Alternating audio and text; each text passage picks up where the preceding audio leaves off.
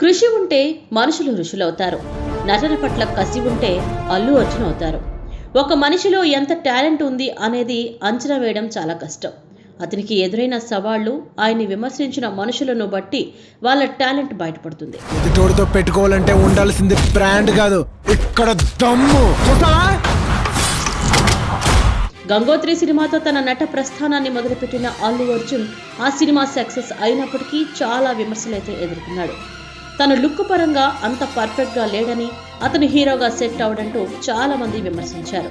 ఇక ఇలాంటి క్రమంలోనే సుకుమార్ను దర్శకుడిగా పరిచయం చేస్తూ ఆయన చేసిన ఆర్య సినిమా యూత్ఫుల్ సబ్జెక్టుగా రావడమే కాకుండా ప్రతి ఒక్కరిని మెప్పించింది. ఈ సినిమాతో స్టైలిష్ స్టార్గా తనకంటూ ఒక బ్రాండ్ను క్రియేట్ చేసుకున్నాడు. ఎవరైతే తనని విమర్శించారో వారందరూ అల్లు అర్జున్ను స్టైలిష్ స్టార్ అంటూ పొగిడేలా చేశాడు.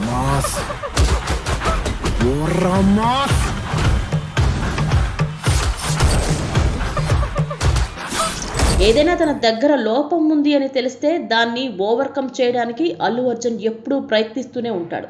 ఇక తెలుగు సినిమా ఇండస్ట్రీ నుంచి ఏ ఒక్క హీరోకి ఇప్పటి వరకు నేషనల్ అవార్డు రాకపోవడంతో దాన్ని మనం ఎలాగైనా సాధించాలి అనే టార్గెట్ పెట్టుకుని ముందుకు సాగాడు.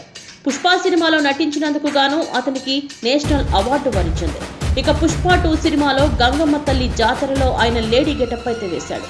గంగోత్రి సినిమాలో లేడీ గెటప్ వేసినప్పుడు అతని మీద చాలా వరకు ట్రోల్ చేశారు. కానీ పుష్ప 2లో దానికి సమాధానం చెబుతూ గంగమ్మ తల్లి జాతరలో లేడీ వేషంలో అదరగొట్టి చూపించాడు.